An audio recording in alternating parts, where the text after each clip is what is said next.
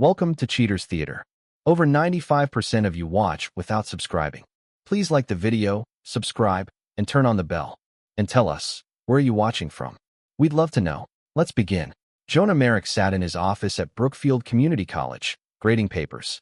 The clock on his desk read 6:52 p.m. Another late evening. His coffee had gone cold hours ago, but he barely noticed. The familiar comfort of his cramped office, with its overflowing bookshelves and the faint scent of old paper, did little to ease the growing unrest in his mind. The sound of his phone buzzing interrupted his concentration. Another short message from Nora. Working late. Don't wait up. Jonah's jaw tightened. He picked up his phone, thumbs hovering over the keyboard. After a moment's hesitation, he typed, "Everything okay?" 3 dots appeared, disappeared, then reappeared. Finally, busy with the Roberts account. Need to focus. Jonah set the phone down with deliberate control. This marked the 4th time this week Nora had stayed late at her real estate office. The excuses were starting to wear thin, like a favorite shirt washed too many times. "Hey, Professor Merrick?" A student's voice pulled him from his thoughts. The janitor said they're locking up soon. Jonah nodded, gathering his papers. "Thanks, Maya. Have a good evening." Outside, the summer heat lingered despite the late hour. Jonah's phone buzzed again. This time it was Caleb Hines, his best friend since their days throwing rocks at abandoned buildings in their youth. "Hey, brother, got some extra work at the site tomorrow if you're interested. Could use another pair of hands." Jonah smiled. The construction work had become his refuge lately, a place where problems had simple solutions and progress was measured in concrete terms. "Count me in. Same time. You know it. Bring your work boots and that mean right hook of yours." The drive home took him past Nora's office. Her car was still in the parking lot, but the building was dark except for one window on the 3rd floor. Jonah's fingers tightened on the steering wheel, but he drove past without stopping. At home, 15-year-old Tessa sat at the kitchen counter, textbooks spread around her like a paper fortress. She looked up when he entered, her face brightening. "Dad, I was hoping you'd be home for dinner." "Wouldn't miss it, kiddo." Jonah dropped his briefcase and joined her at the counter. "What's giving you trouble tonight?" "AP History. We're covering the French Revolution, and I can't keep all these political factions straight." He pulled up a chair, falling easily into teacher mode. "Let's break it down. Start with the main players." They spent the next hour discussing historical alliances and betrayals while sharing leftover lasagna. Jonah watched his daughter's quick mind at work, pride momentarily displacing his earlier unease. Tessa had inherited his love of history and her mother's sharp intelligence, though lately he found himself hoping she'd inherited more from him than from her mother. "Mom's working late again?" Tessa asked, trying to sound casual. "Big account," Jonah replied, keeping his voice neutral. "How about we watch that documentary you mentioned?" Later that night, Jonah sat alone in his study, a glass of bourbon cradled beside him. He pulled out his laptop and opened his banking app. The numbers stared back at him, perfectly ordinary, yet somehow wrong. He'd been tracking their accounts more closely lately, a habit born from growing suspicion rather than financial prudence. The front door opened at 11:38 p.m. Jonah remained in his study, listening to Nora's movements, heels clicking on tile, keys dropping in the ceramic bowl by the door, the soft whoosh of the refrigerator opening and closing. Her footsteps approached his study. "You're still up?" Her voice carried a note of surprise, tinged with something else, irritation. "Grading papers," Jonah replied, though his screen showed bank statements rather than student essays. Nora lingered in the doorway, her silhouette uncertain. "The Roberts account is proving complicated, but the commission will be worth it." Jonah finally looked at her. Her makeup was perfect, not a smudge out of place despite the late hour. Her blouse was crisp, unwrinkled. She looked like she'd just started her day rather than finished it. "Complicated how?" he asked, voice level. Nora's hand moved to her neck, a tell she'd had since high school when she was about to lie. "Just some paperwork issues. Nothing exciting." She forced a smile. "I'm exhausted. Coming to bed?" "In a bit." She hesitated, then turned away. Jonah waited until her footsteps faded before returning to the banking app. He clicked through their joint accounts, credit card statements, mortgage payments. Everything looked normal on the surface. But Jonah hadn't spent 21 years teaching history without learning to spot patterns, to see the small inconsistencies that often revealed larger truths. His phone buzzed with a text from Caleb. 6:10 a.m. Sharp, brother. Bring your A-game. Jonah sent back a thumbs-up emoji, then closed his laptop. Tomorrow, he'd stop by the bank during his lunch break. Something wasn't adding up, and Jonah Merrick had never been one to ignore his instincts. The next morning, Jonah was up before sunrise, his routine unchanging despite the growing tension in his household. Coffee brewed at 6:20 a.m., the same brand he'd been drinking for years. He packed his lunch, left a note for Tessa about dinner, and headed out to meet Caleb at the construction site. The physical labor helped clear his head. Caleb had him hauling lumber and checking measurements tasks that required focus but left room for conversation. "How's Nora?" Caleb asked during their break, not quite meeting Jonah's eyes. "Busy with work," Jonah replied, studying his friend's face. "You've seen her around town?" Caleb shrugged, suddenly very interested in his sandwich. "Here and there. You know how it is in a small town." Jonah did know. He also knew when his oldest friend was holding something back. The rest of the day passed in a blur of concrete dust and sweat. Jonah was just finishing up when his phone rang an unknown number. "Is this Jonah Merrick speaking?" "This is he. Mr. Merrick, my name is Timothy DeLeon. We need to discuss a rather urgent financial matter. Would you be available to meet tomorrow morning?" Jonah's instincts, already on high alert, began screaming. "What's this regarding?" "A loan agreement bearing your signature. I think it's best we discuss the details in person. Shall we say 9:10 a.m. at your office?" Jonah agreed, his mind already racing through possibilities. That night, when Nora announced another late meeting, he didn't argue. Instead, he spent the evening in his study, pulling up old bank statements and credit reports, preparing for whatever tomorrow might bring. Timothy DeLeon, who walked into Jonah's office the next morning, wore success like a second skin-tailored suit, manicured nails, shoes that cost more than Jonah's monthly salary. But there was something predatory in his smile that set Jonah's teeth on edge. "Mr. Merrick," DeLeon began, placing a folder on Jonah's desk. "I have here a loan agreement for $500,000, co-signed by you 4 months ago. Payment is due in 28 days. Jonah didn't reach for the folder. "I haven't signed any loan agreements." DeLeon's smile didn't waver. "Your signature suggests otherwise." He opened the folder and slid a document across the desk. Jonah examined the paper. The signature did look like his clothes enough to fool a casual observer. But Jonah knew his own handwriting, the slight leftward slant of his letters, the way he crossed his T's. This was good work, but it wasn't his. "This is a forgery," Jonah stated flatly. "That's a serious accusation, Mr. Merrick, one that could have unpleasant consequences." DeLeon's tone remained pleasant, but his eyes had gone cold. 28 days, Mr. Merrick. I'm sure a man of your intelligence can appreciate the importance of meeting deadlines." After DeLeon left, Jonah sat at his desk, rage building in his chest. Someone had forged his signature, set him up for a fall, and he had a sickening feeling he knew who was behind it. That evening, he drove to Nora's office again. This time he parked and waited. At 8:52 p.m., she emerged with a stack of files, phone pressed to her ear.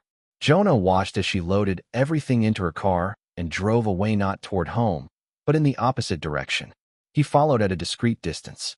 15 minutes later, Nora pulled into the parking lot of the Maple Crest Inn, a mid-range hotel on the outskirts of town. Jonah parked across the street and watched as she grabbed her briefcase and disappeared inside. His phone buzzed. Caleb again. "Still on for tomorrow morning?" Jonah stared at the message, then at the hotel entrance where his wife had vanished. 21 years of teaching, 19 years of marriage, decades of friendship and trust suddenly felt very fragile. Something came up, he typed back. "Rain check." The next few days passed in a blur of investigation and mounting evidence. Jonah contacted banks, pulled records, and piece by piece a picture emerged that made his blood run cold. Large sums moving between accounts, forged documents, a web of deception, months, possibly years in the making. He hired Claudia Reyes, a lawyer recommended by a colleague. She took one look at the loan agreement and frowned. "This is sophisticated work," she said, examining the signature. "Someone knew what they were doing. But if we can prove it's a forgery dash," the police arrived before they could finish their meeting. 2 officers, grim-faced and professional, hands on their belts. "Jonah Merrick, you're under arrest for fraud and embezzlement." Jonah stood slowly, mind racing. Through the office window, he caught a glimpse of Nora in the parking lot, talking to Timothy DeLeon. Their heads were close together, and for a moment, DeLeon's hand rested on her arm in a gesture that spoke of familiarity. As the officers led him out, Jonah's thoughts weren't on the charges or the handcuffs biting into his wrists. He was thinking about patterns, about betrayal, about the way his wife hadn't seemed surprised when she saw him being led away. Most of all, he was thinking about revenge. The interrogation room at the police station smelled of stale coffee and desperation. Detective Amy Navarro sat across from Jonah, her dark eyes studying him with professional detachment as she laid out photographs and documents on the metal table. "Let's go through this again, Mr. Merrick," she said, tapping a finger on a bank statement. $500,000 was transferred from your wife's real estate company account to Mr. DeLeon's private account. Your signature authorized the transfer. Want to explain that? Jonah met her gaze steadily. "That's not my signature. Our forensics team disagrees."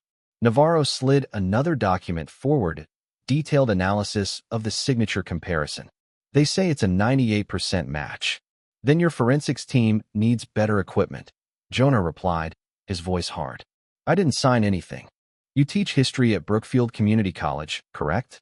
Salary approximately $65,000 a year. Yet we found evidence of recent large purchases, a vacation home in the Cayman Islands, a boat, several high-end vehicles, all under your name." Jonah's jaw tightened. Someone had been busy creating a paper trail, and he had a good idea who. "I don't own any of those things. The documentation suggests otherwise." Navarro paused, studying his face. "Your wife seems to think you've been under a lot of pressure lately, talking about early retirement, making big plans." "Did my wife mention where she was 2 nights ago?"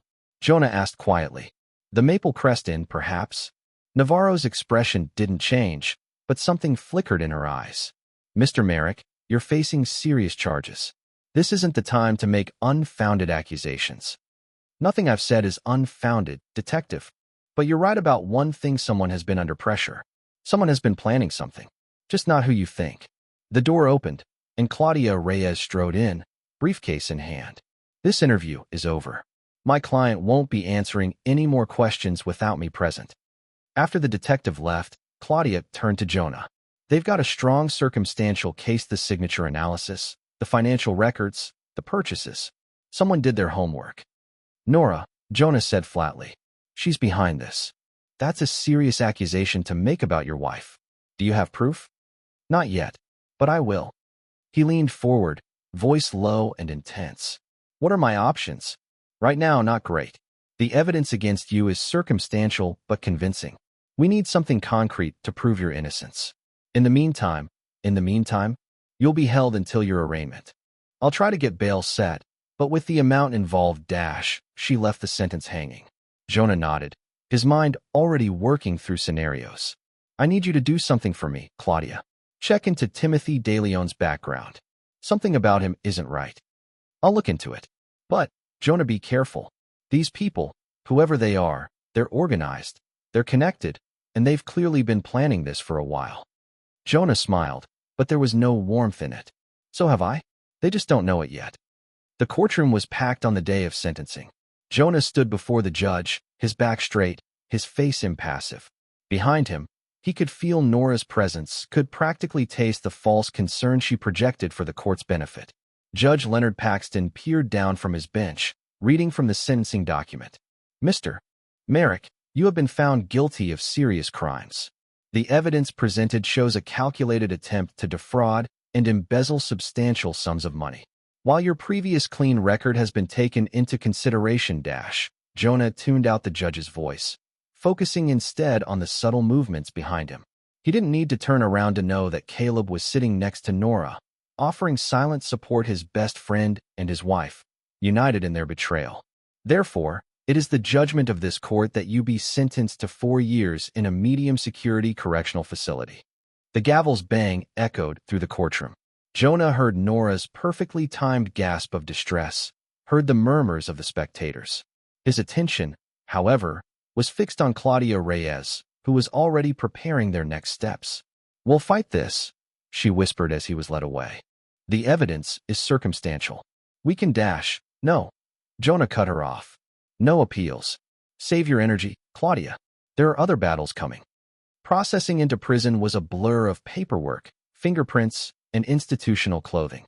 Jonah maintained his composure throughout, speaking only when necessary, observing everything. He was assigned to Cell Block D, a section housing nonviolent offenders. His first night in his permanent cell, Jonah received a message through the prison computer system. It was from Tessa, marked urgent. His hands were steady as he opened it, but what he read made his blood run cold. "Hey, Dad, remember your best friend Caleb, the one who testified against you? He and Mom just announced they've been secretly married for 6 months while you were in prison awaiting trial.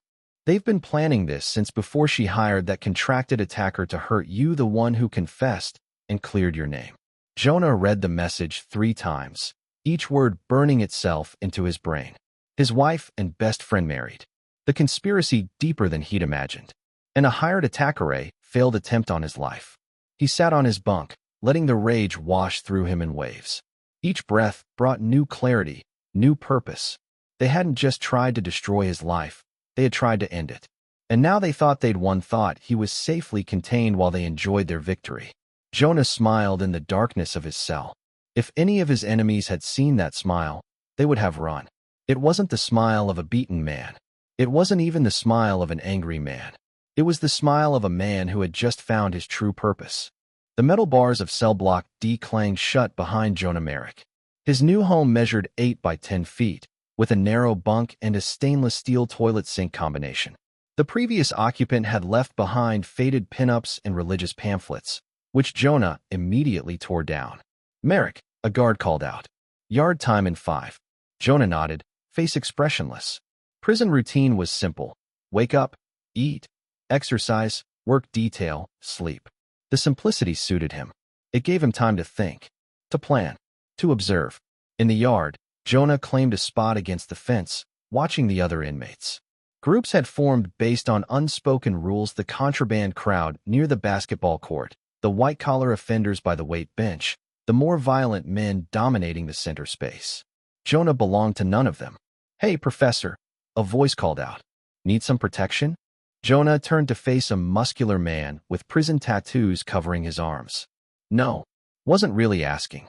The man stepped closer, flanked by 2 others. "Smart guy like you should understand how things work in here." Jonah's muscles tensed, but his voice remained calm. "Walk away." The man laughed, reaching for Jonah's shoulder. What happened next was quick, efficient, and brutal. Jonah grabbed the outstretched hand, twisted it backward until tendons popped, and drove his knee into the man's solar plexus. As the 2 others rushed forward, Jonah used their momentum against them, sending one face first into the fence while the other caught an elbow to the throat. Guards rushed in, whistles blowing. Jonah put his hands up, already assuming the position as they cuffed him. He noticed other inmates watching. Good. The message had been sent. 3 weeks in solitary gave Jonah more time to think. He used it well working out in his cell, running through scenarios in his mind. When he returned to general population, the dynamics had shifted. No one approached him directly anymore, but he noticed the quiet respect in their eyes. That's when he met Damon Ruiz, the failed hired attacker. Damon was serving time for a string of petty crimes, but the look in his eyes when he saw Jonah told a different story. Jonah cornered him in the laundry room during work detail. "You know who I am." Damon tried to back away, but Jonah had positioned himself between the man and the door. "Look, man, I don't want any trouble." Too late. Jonah's voice was soft, almost gentle. "You were hired to hurt me." Damon swallowed hard. "I didn't go through with it. But you know who hired you. It wasn't a question. They'll come for me if I talk." Jonah smiled, and Damon took another step back. "They're out there. I'm in here with you. Think about that." Over the next few weeks, Jonah became Damon's shadow. When other inmates tried to hassle the smaller man, Jonah intervened. When Damon needed extra food from the commissary, Jonah provided it. Protection came with a price: information. Mrs. Merrick contacted me through a mutual acquaintance. Damon finally admitted one day during yard time. Said her husband was becoming unstable, dangerous, needed to be dealt with before he hurt someone. "She paid you half up front." Caleb delivered it. Said it was insurance money or something. I was supposed to make it look like a robbery gone wrong. Jonah's knuckles whitened, but his voice remained steady. "Why didn't you go through with it?" "Got spooked. Something felt off about the whole thing." Then I got picked up for another job, ended up in here. You have proof? Records of the arrangement. I kept everything insurance, phone recordings, text messages, even photos of the cash handoff.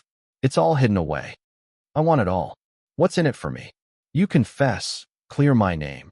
Give me everything you have and I make sure you survive in here. When I'm done with them, you get a cut. Damon studied Jonah's face. You're really going after them? They're already finished. They just don't know it yet. The confession process took time.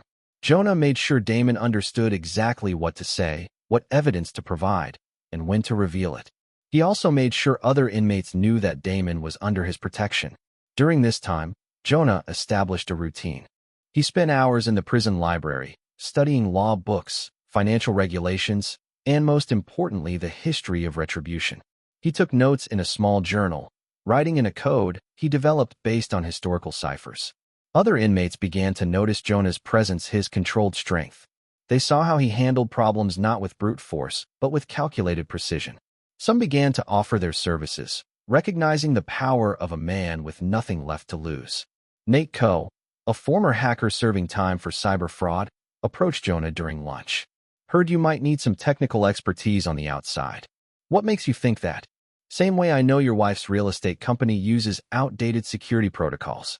Same way I know your buddy Caleb's construction business runs on a network my kid's sister could crack. Go on. I've got people on the outside, good people. They can get into systems, plant evidence, create paper trails, or expose existing ones. Jonah took another bite of his food. Nate grinned. Now you're thinking like a problem solver. No, Jonah corrected him. I'm thinking like someone who wants justice. Through Damon and Nate, Jonah began building his network. Each contact was carefully vetted. Each relationship was based on mutual benefit rather than trust. He learned about document forging from a former art fraudster, studied close-quarters techniques from an ex-military inmate, and absorbed everything he could about the underworld's logistics. During visitation days, Jonah received regular updates from Tessa. She talked about school and her life, but her eyes told him what he needed to know. She was watching, gathering intelligence about Nora and Caleb's movements. Mom bought a new house, she mentioned during one visit with Caleb. They think I don't know about their meetings before everything happened. You're doing good, sweetheart. Keep your eyes open and your mouth shut. When are you getting out? Soon. And when I do, everything changes. The day Damon made his official confession, Jonah watched from his cell as the media frenzy began. Local news stations picked up the story. Contracted attacker confesses professor framed by wife and best friend. The confession didn't immediately free Jonah. The legal system moved slowly, but it was the first crack in Nora and Caleb's foundation. More importantly, it gave Jonah legitimacy. Other inmates who had been hesitant to align with him now saw an opportunity. I've got a cousin who works security at major hotels, one told him. He can get access to surveillance footage, guest records. My brother runs a cleaning service, another offered. Rich people talk like you're not even there when you're cleaning their houses. Each offer, each connection, another piece of the puzzle. Jonah accepted them all. In prison, information was more valuable than money. The prison psychiatrist noted in her reports that inmate Merrick showed remarkable adaptation to prison life, calm demeanor, structured routine, apparent acceptance of his situation. What she didn't see was the fire burning behind his eyes, the meticulous planning behind each seemingly mundane action. Jonah hadn't adapted to prison. He had transformed it into his war room, and each day brought him closer to launching his campaign. Jonah's release from prison came on a Tuesday morning. He signed the paperwork with steady hands, collected his few possessions, and walked through the gates without looking back. The prison had served its purpose. It had given him time, resources, and, most importantly, a network of people who owed him favors. He bypassed the main entrance where reporters waited, using a service exit his contacts had told him about. A nondescript sedan idled in the parking lot, driven by one of Nate Coe's associates. Maple View Motel, Jonah directed. Rooms already booked under James Wilson. The motel sat on the outskirts of town, its faded sign and peeling paint making it invisible to most passers-by, perfect for Jonah's needs. He'd had Damon's outside contact set everything up, cash payments, no questions asked. In the room, Jonah found what he'd requested: a laptop, burner phones, and a manila envelope containing $5,000 in cash. His savings from the construction job kept hidden from Nora would fund the first phase of his plan. He opened one of the burner phones and began making calls. Each number reached someone he'd connected with in prison. Each conversation was brief and coded. The package needs delivery, standard rate applies. Construction project is greenlit, send the crew. Legal documents require processing, timeline is 48 hours. Within hours, his network activated. The forged documents began appearing in strategic locations.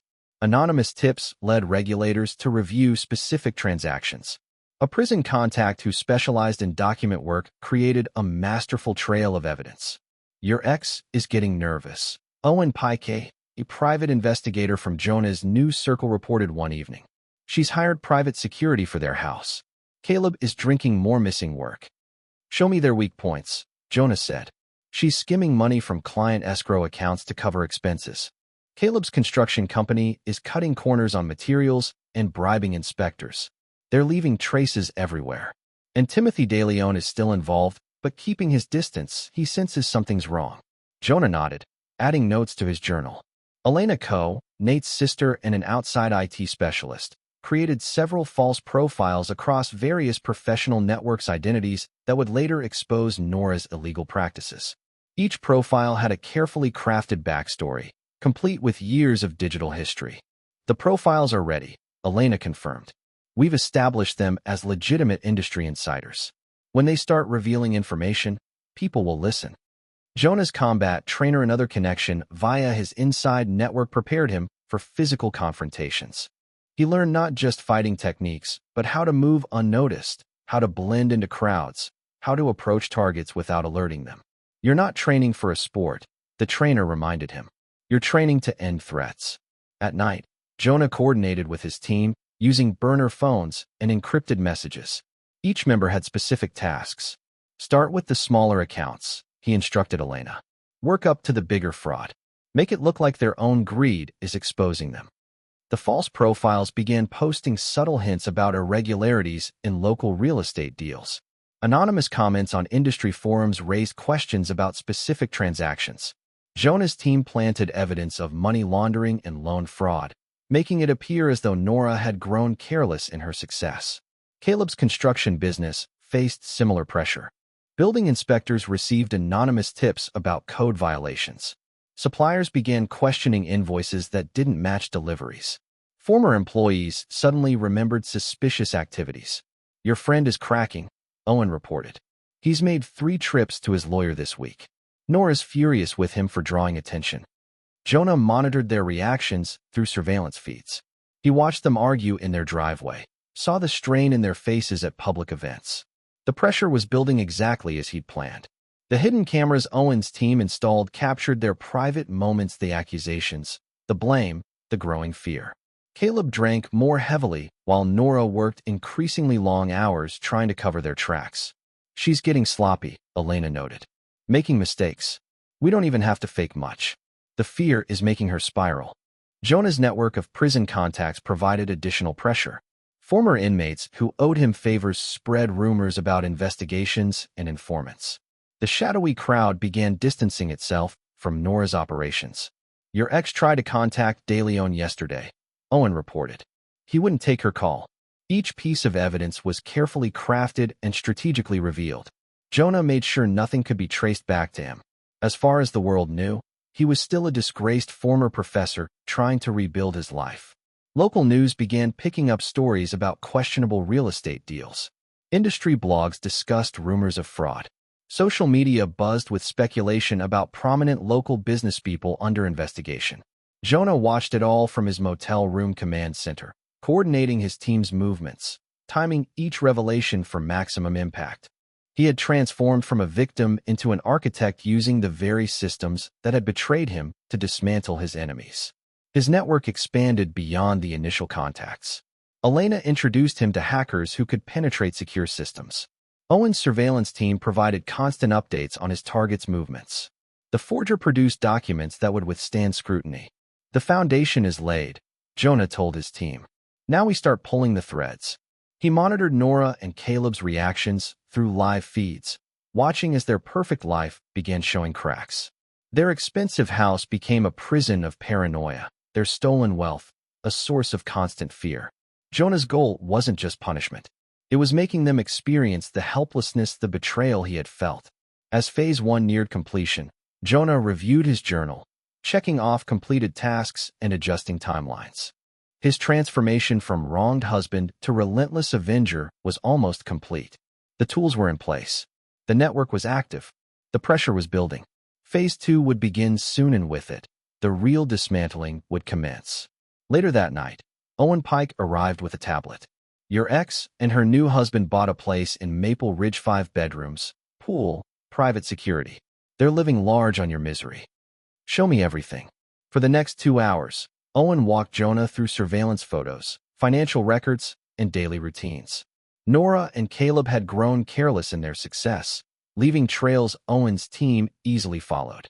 She's running bigger schemes now, Owen explained, using Caleb's construction company to inflate property values, then selling to shell companies they control. The properties get flipped again at higher prices, making the fraud look legitimate. And De Leon, he's their connection to serious players in the market. Weaknesses, gambling debts, a taste for expensive company. Jonah made notes. Keep watching them. I want to know everything: where they eat, who they meet, what time they brush their teeth. Abigail North, a hard-edged attorney Jonah had researched inside, agreed to meet after hours. Her reputation for taking down corrupt insiders made her perfect. Why should I help you? She asked after he laid out his situation. Because you hate lawyers who help crooks escape consequences. Because Claudia Reyes didn't know the full picture and got used. Because you want to make an example. Abigail leaned back. You've done your homework. I had time. What exactly do you want? I want them destroyed, not just punished. Destroyed. That's not justice. That's vengeance. In this case, they're the same. Abigail smiled thinly. I have someone you should meet, Elena Coe. She's particularly good at finding what people want to keep hidden. I'm already working with her, Jonah said. Good, Abigail replied. Then let's make it official. Their network security is a joke, Elena said later, fingers flying over keyboards in her converted garage workspace. Caleb's shop might as well leave files on the curb. How long to get what we need? To get in minutes. To gather without leaving traces and make it look like they exposed themselves a few weeks. That part's an art. Do it right, Jonah said. I want them to destroy themselves. The next phase required physical preparation. Jonah found a gym that asked no questions and trained with the private instructor. His body, hardened by prison, became a weapon itself. Between sessions, he coordinated with his team. Elena planted digital breadcrumbs leading to Nora's illegal activities. Owen documented Caleb's meetings with questionable partners. The forger prepared documents that would withstand scrutiny. Your ex is getting bolder, Owen reported. Skimming more. Taking bigger risks. Success has gone to her head, Jonah said. And Caleb? Drinking more. Arguing. He knows they're vulnerable, but can't stop spending. Perfect. Each person on Jonah's team had been chosen for skill and motive, money, mostly, sometimes a score of their own. None knew the full plan, only their part in it. Tessa became his eyes where needed, carefully shielded from the details. They fight when they think I'm asleep, she said on one call. Caleb is scared of something. Mom just laughs it off. You're doing great, Jonah said softly. Remember, you never heard any of this. I want them to pay for what they did to you. They will, he promised. The final piece clicked into place when Abigail connected Jonah with reporters hungry for stories about corruption and betrayal. They'll run with anything that has solid documentation, she said. And we'll have plenty. Jonah stood in his motel room, surveying the arsenal he'd assembled, not weapons of steel and gunpowder, but of information and exposure. Each piece had been carefully chosen, each tool perfectly suited to its task. The time for preparation was almost over. Soon, he would begin dismantling the lives of those who betrayed him piece by piece until nothing remained of their ill-gotten gains and false respectability. Jonah Merrick, the quiet history professor, was gone. In his place stood a man who had learned the true meaning of payback, who had turned his sentence into a master class in dismantling lies. The tools were ready. The pressure was primed. The war was about to begin. Jonah Merrick sat in his motel room, surrounded by monitors displaying surveillance feeds of Nora and Caleb's movements. 3 burner phones lay on the desk, each dedicated to different aspects of his operation. The wall behind him displayed photos, documents, and connection maps, a war room designed for destruction. Elena Ko's voice crackled through one of the secure lines. Cyber infiltration is complete. We've mapped their entire network. Begin Phase 1, Jonah ordered. Start with the small irregularities. Make them look like careless mistakes. Within hours, subtle discrepancies appeared in Nora's real estate records, transaction dates that did not quite match, property values with unexpected variations. Nothing alarming enough to trigger immediate investigation, but sufficient to draw attention from the compliance department. Owen Pike's surveillance team reported growing tension between the targets. Caleb's drinking more, Owen noted during their daily briefing. 4 visits to the bar today alone. Your ex-wife's not happy about it. Jonah watched the footage of Caleb stumbling from his truck, Nora's face tight with anger as she met him at the door. Good. Keep pushing. What about their business contacts? They're getting nervous. 2 developers pulled out of deals this week. The anonymous tips about building code violations have people asking questions. The IT expert's work proved invaluable. False profiles appeared across industry forums, each with years of manufactured history. These personas began raising subtle questions about specific real estate transactions, creating whispers that spread through professional networks. Your ex tried to track down the source, Elena reported. She's searching for leaks and her organization fired 2 employees yesterday. Jonah nodded, making notes in his journal. Perfect. She's creating more enemies. What about the document trail? The forger had crafted a masterful set of evidence: bank transfers, property records, loan agreements. Each document told part of the story of their fraud. Jonah's team planted these strategically, making them appear to be poorly hidden records of illegal transactions. The building inspector received another anonymous tip, Owen confirmed. Caleb's construction site got shut down for safety violations. He's losing contracts. Jonah monitored their reactions through hidden cameras. Nora paced their expensive kitchen, phone pressed to her ear, voice rising in frustration. Caleb sat in his home office, bottle in hand, staring at financial reports that showed their empire crumbling. Timothy DeLeon is getting skittish, Elena noted.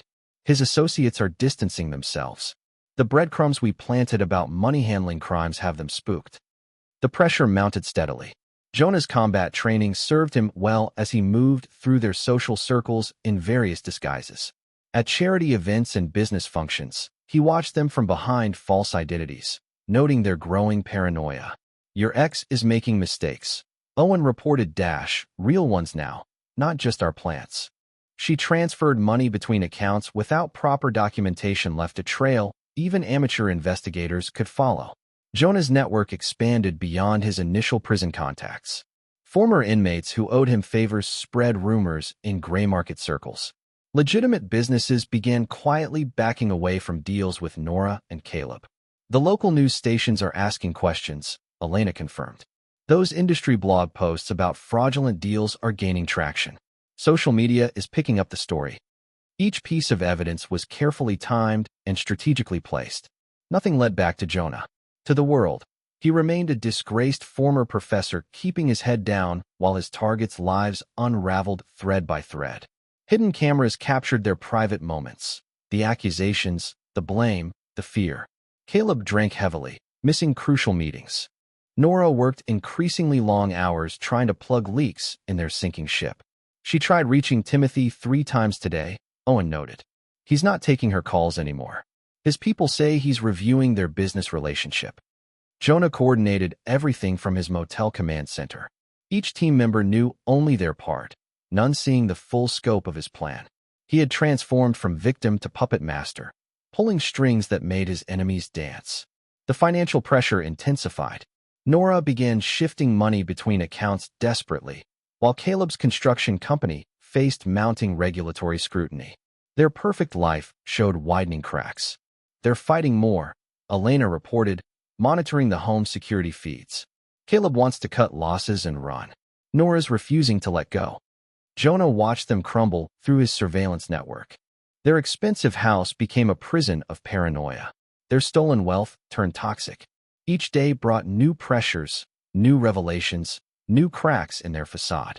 His revenge was not just about punishment, it was about making them feel what he had felt. The helplessness, the betrayal, the slow, crushing weight of destruction. As Phase 1 neared completion, Jonah reviewed his journal. Each step had been executed precisely. His transformation from wronged husband to architect of destruction was almost complete. Your ex is making calls to offshore accounts, Owen reported late one night. Caleb has met with criminal defense lawyers. They know something's coming, Owen added. They just don't know what. Jonah closed his journal, a cold smile playing across his face. The setup was complete. His targets were isolated, afraid, and making fatal mistakes. Phase 2 could begin. The tools were in place, the pressure points identified, the weaknesses exposed. Now it was time to destroy them completely. Jonah Merrick stood in his motel room command center, watching multiple surveillance feeds of Nora and Caleb's crumbling world. Their once perfect life lay in ruins around them, though they had not yet realized the full extent of their destruction. Another investor pulled out this morning, Owen reported through the secure line. Nora spent 2.5 hours trying damage control. No luck. Jonah observed his ex-wife on the monitor, her composure slipping as she made frantic phone calls. Designer clothes could not hide the tension in her shoulders, the desperate edge in her gestures. Caleb's not handling it well, Owen continued. 4 meetings with criminal defense lawyers this week. He's starting to crack. The surveillance footage showed Caleb pacing in his office, phone pressed to his ear. His construction company's reputation was in tatters, contracts canceled, regulators circling like vultures. Show me their home feeds, Jonah commanded. The screen shifted to their house, the one they had bought with his stolen life. Through hidden cameras, he watched their marriage dissolve in real time. You said you had this under control, Caleb shouted, whiskey glass in hand. Now we're losing everything. Nora spun on him, her mask of perfection cracking. Me? Your sloppy construction deals are drawing attention. I told you to be careful with the permits. My deals? What about your creative accounting? Regulators are asking questions about missing escrow funds. Jonah made notes in his journal as he watched them tear into each other. Elena's voice came through another secure line. The digital breadcrumbs are working. 3 different news outlets are investigating Nora's real estate practices.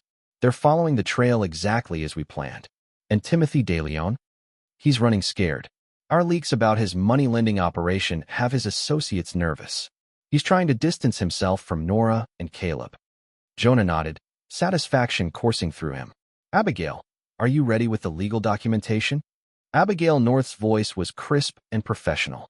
Everything's prepared. The attacker's confession is authenticated, the financial records are organized, and I've drafted injunctions against their assets.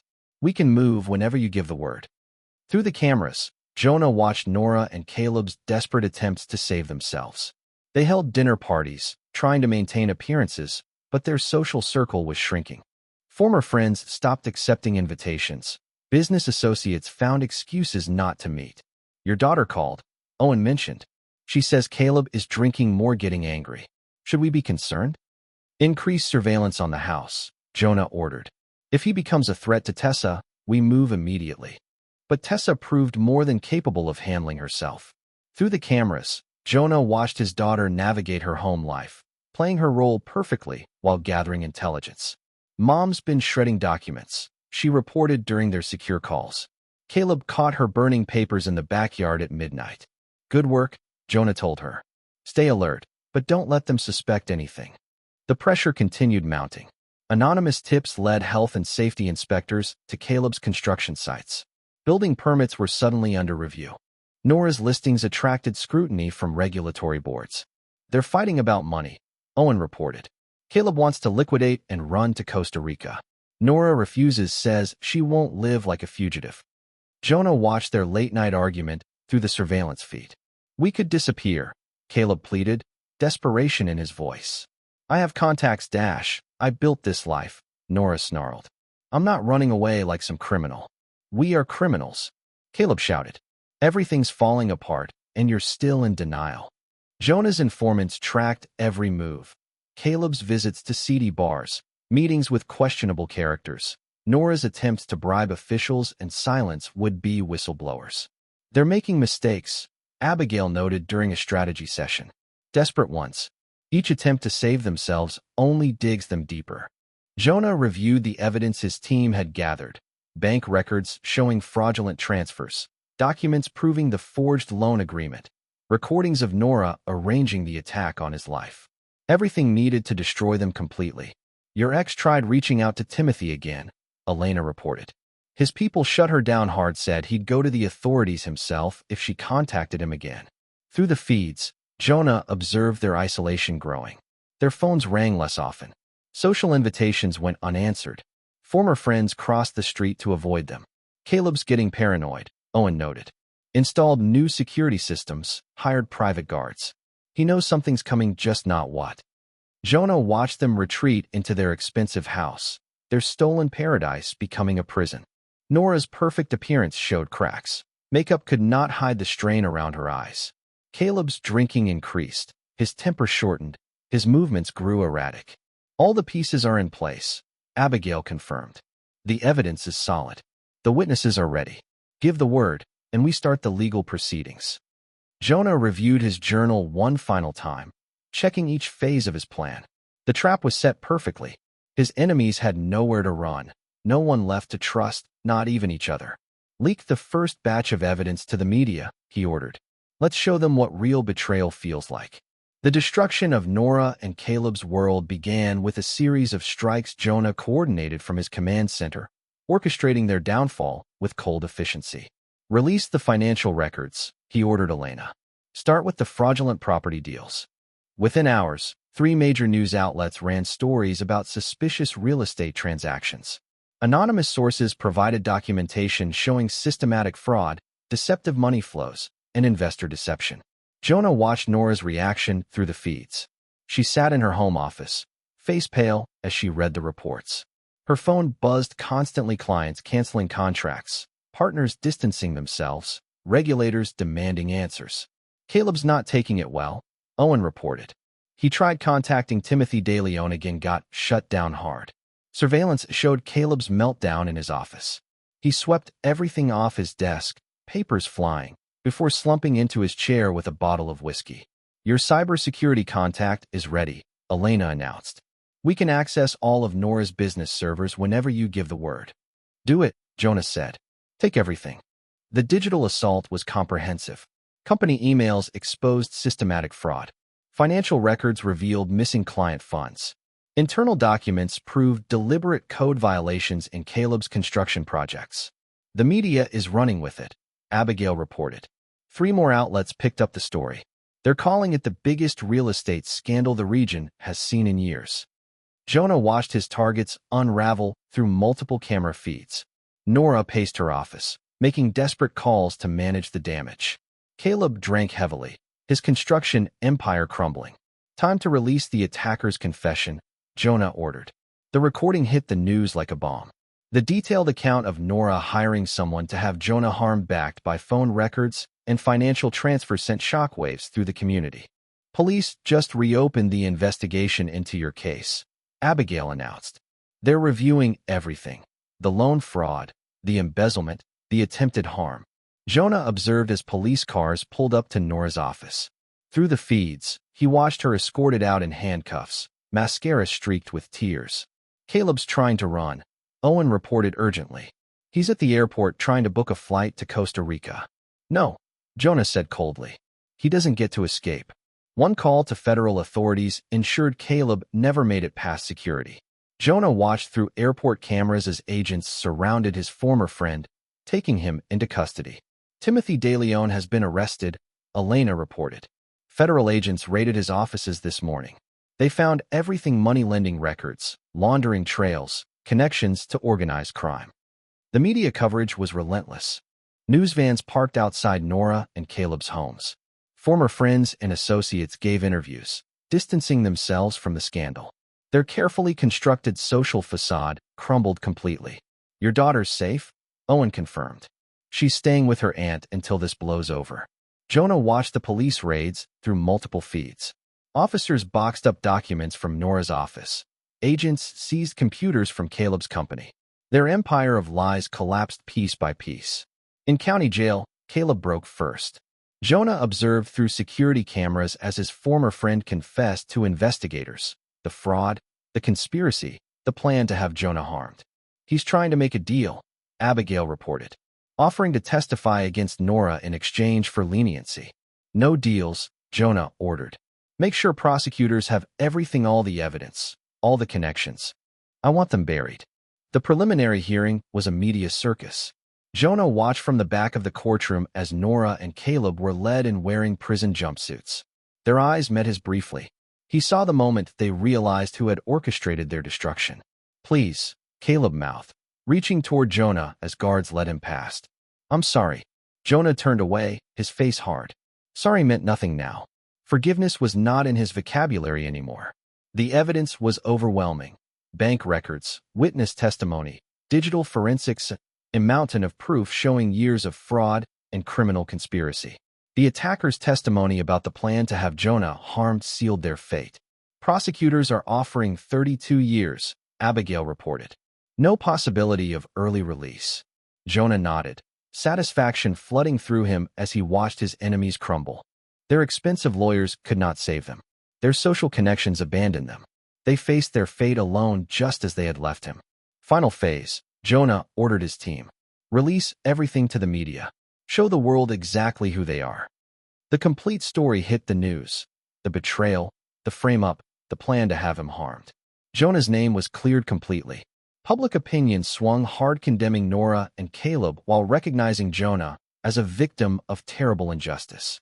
The courtroom fell silent as Judge Leonard Paxton prepared to deliver the sentence.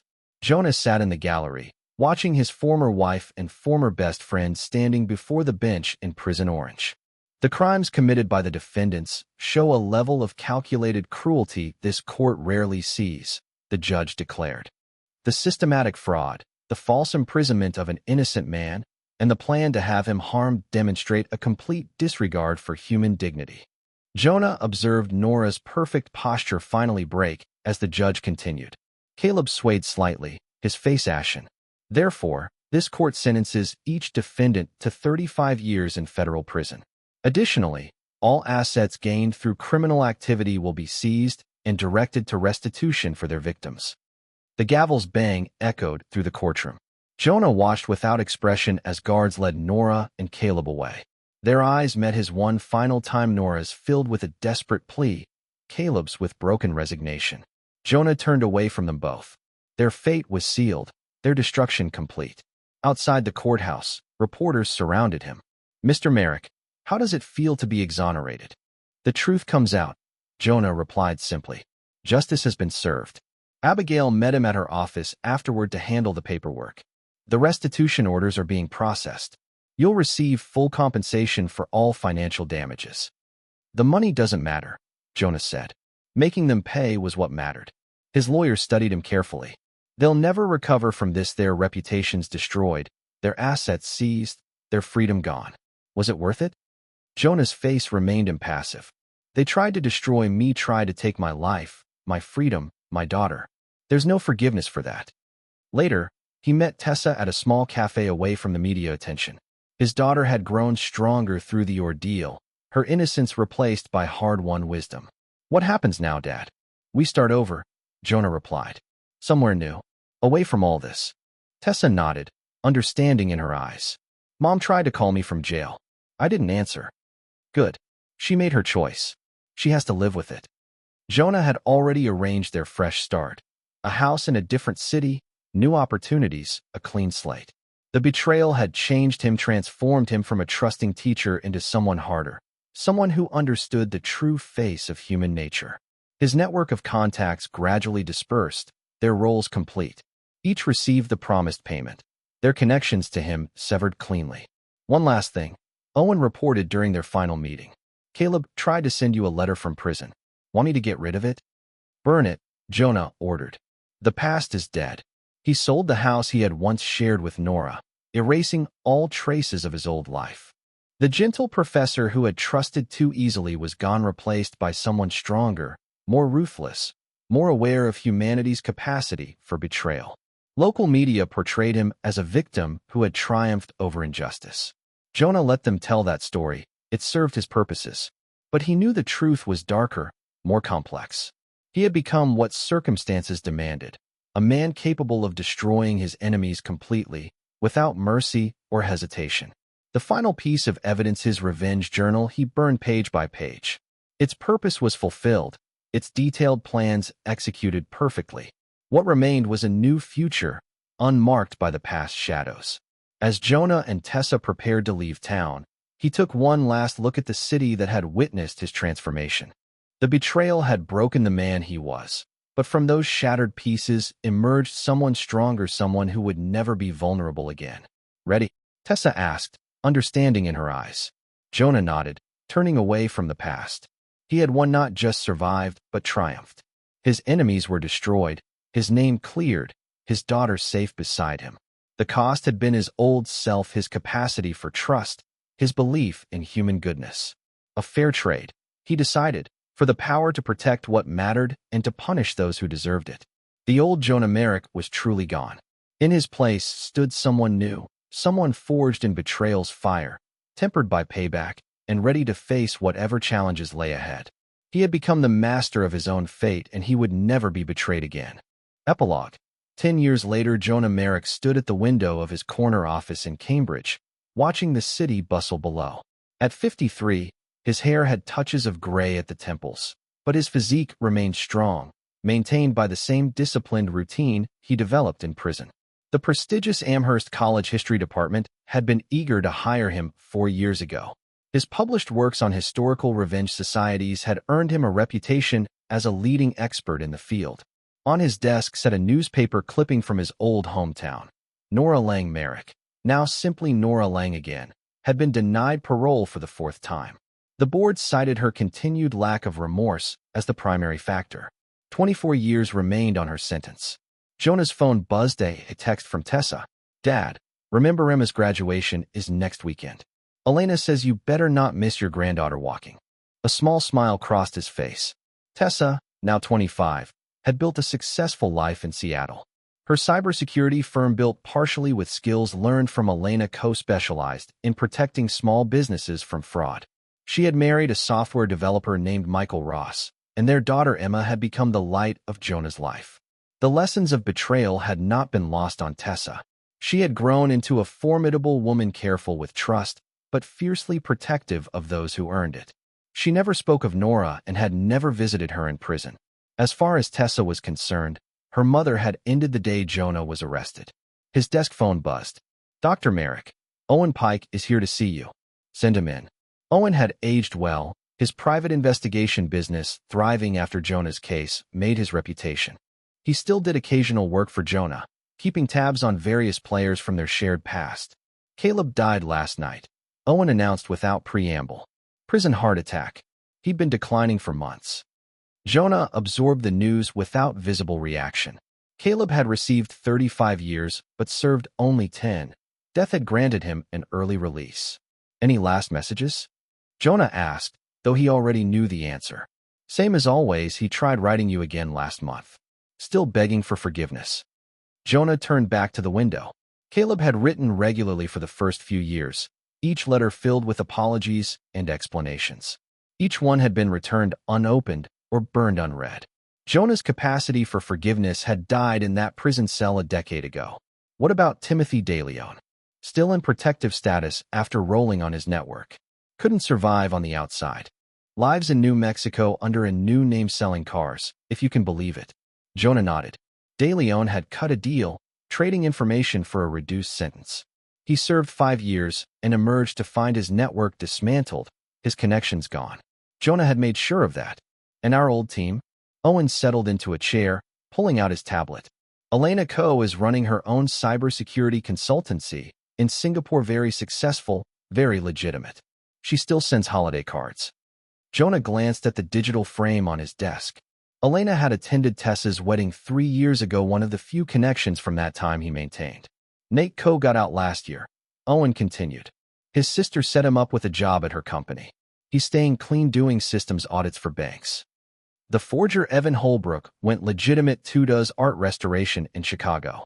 He's got a gallery showing next month. Jonah absorbed the information with a nod. The network he built for Payback had scattered across the globe, most transitioning to lawful work. He kept loose tabs through Owen, ensuring none would ever become a threat. Abigail North's firm is handling Emma's trust fund paperwork, Jonah mentioned. She made partner. Abigail had parlayed her role in exposing corruption into a stellar legal career, specializing in defending the wrongly accused using many of the techniques refined during Jonah's war. Claudia Reyes stepped back last year, Owen added. Still feels guilty she didn't see through Nora's scheme. Jonah's first lawyer had sent a long letter after the truth emerged, apologizing for failing to prevent his conviction. He responded briefly acknowledging that Nora and Caleb's deception had fooled many, but he never rehired her. The door opened, and Jonah's teaching assistant entered with a stack of papers. Dr. Merrick, your lectures for next semester's course on historical justice systems need review. Thank you, David. After Owen left, Jonah reviewed his upcoming lectures. His academic focus on historical revenge practices had earned him international recognition. Universities regularly invited him to speak about justice systems throughout history, never realizing they were hosting a man who had orchestrated one of the most complete acts of personal retaliation in recent memory. His phone buzzed, another text from Tessa. Dad, Emma's asking about her middle name again. Should I tell her the story? Jonah paused. Emma's middle name was Ray, after Owen's sister, who had died in a random accident during that period, a tragedy unrelated to their plans, but one that cemented Owen's commitment to protecting others. The name served as a reminder that payback, however justified, carried unexpected costs. That evening, Jonah drove to his home in the suburbs, a modernist structure of glass and steel that bore no resemblance to his old life. His housekeeper, Maria, had left dinner in the warmer. She worked for him 3 days a week, vetted thoroughly by Owen's agency, like everyone who entered Jonah's life now. As he ate, Jonah reviewed the latest intelligence report from Owen's firm. Nora's prison communications remained monitored, though she had largely given up trying to contact the outside world. Her last visitor had been 3 years ago, a true crime writer researching a book about the case. Jonah ensured the author received all documented evidence, guaranteeing the book portrayed events accurately. His home office contained a hidden safe. Inside lay copies of all the evidence that had destroyed Nora and Caleb. Digital backups existed in multiple secure locations. Jonah had learned never to discard leverage, no matter how complete the victory seemed. The next morning, he taught his graduate seminar on historical power structures. His students' eager minds pursuing doctorates debated the role of personal justice in societies with corrupt legal systems. Jonah guided the discussion dispassionately, never revealing his intimate knowledge of the subject. At lunch, he spoke with Emma via video chat. His granddaughter, barely 5, showed him her latest artwork, a family portrait with only her parents, herself, and Grandpa Jonah. She had no knowledge of her other grandmother, and Jonah intended to keep it that way as long as possible. When are you visiting? Emma asked, face filling the screen. Next weekend for your graduation, he reminded her. I've already picked out your present. After the call, he received an encrypted email from Elena. Her regular security sweeps had flagged concerning chatter former associates of De Leon asking questions about Jonah's past. Though De Leon himself remained cowed, others occasionally probed for weaknesses. Jonah forwarded the information to Owen with a single instruction: handle it. He had learned to take no chances with potential threats. The network he built for revenge now served to protect what he had rebuilt. Any hint of danger was eliminated quietly, efficiently, completely. That evening, he attended a faculty dinner where the discussion turned to a recent case of corporate whistleblowing. His colleagues debated the ethics of exposure versus loyalty. Jonah contributed occasionally, offering historical perspectives while keeping his personal insights hidden. But surely, one professor argued, revenge serves no constructive purpose in a civilized society. Jonah sipped his wine, thinking of Nora in her cell, of Caleb's fatal heart attack, of De Leon living in fear under an assumed name. Revenge, he replied carefully, is neither constructive nor destructive. It simply is like gravity. It exists whether we approve or not. The real question is how it shapes both the avenger and the target. Later that night, Jonah received his weekly report from the prison systems database. Nora had attempted to send another letter, this one addressed to Emma. Like all her previous attempts, it would vanish before reaching its destination. His phone lit up with a text from Tessa. Got the quarterly trust fund statement. Pretty aggressive strategy, Dad. Jonah smiled slightly. Emma's trust fund, now worth several $1 million, had been built partly from seized assets of Nora and Caleb's criminal empire. A fitting use for their ill-gotten gains, he thought. The next morning, he met with his department chair to discuss the upcoming publication of his latest book, Justice Outside the Law: Historical Perspectives on Personal Redress. The publisher had already ordered a substantial first printing, expecting strong academic and popular interest. Your personal experience with wrongful conviction adds authenticity, the chair commented. Jonah nodded, acknowledging the statement without revealing how deep that authenticity ran. His academic career had become the perfect cover. Who would suspect a respected historian of orchestrating one of the most complete acts of personal retaliation in recent memory? That afternoon, he received an update from Abigail about minor legal matters. She had become one of the few people from that time he still trusted her commitment to justice aligning with his transformed worldview. The last appeal was denied, she reported. Nora's conviction stands, with no possibility of review. Jonah thanked her briefly, then turned to preparing for his upcoming trip to Seattle. Emma's preschool graduation was a small moment in the grand scheme, but he had learned to value these ordinary pieces of family life. His war had cost him his old self his capacity for easy trust, his belief in simple justice, but it had given him something else, a clear understanding of human nature, an appreciation for power carefully wielded, and, most importantly, the ability to protect what mattered. As he packed, Jonah reflected on the decade since his retribution reached completion. He had rebuilt his life on his own terms, successful in ways his old self could never have imagined. His academic career provided both cover and satisfaction. His relationship with Tessa had grown stronger, forged by shared lessons. Emma represented a future unmarred by the past. The network, largely dormant, remained ready to activate at any sign of threat to his new life. Jonah Merrick, once a gentle community college historian, had become a living example of historical payback fulfilled. His enemies were destroyed or dead. His name was cleared and respected. His family was protected. The cost had been his old self, but he considered it a fair exchange for the power to ensure such betrayal would never touch him or those he loved again. The man who emerged from that crucible stood stronger, more resolute, absolutely certain of his path forward. He had become the master of his own fate and intended to keep it that way. As night fell over the suburbs, Jonah stood at his window, gazing at the lights of the city below. Somewhere in a federal prison, Nora Lang sat in her cell, her dream of status reduced to concrete and steel. Caleb lay in the prison morgue, his betrayal ending not with redemption, but with a lonely death. Timothy DeLeon lived his borrowed life in New Mexico, jumping at shadows.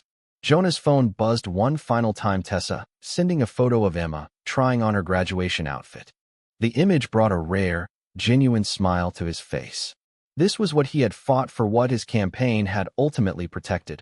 A chance for a new generation to grow up free from betrayal's poison. The gentle professor had died in that cell a decade ago. The man who emerged colder but unbroken built something stronger from the ashes. He had become someone who could not be betrayed, could not be broken, could not be defeated.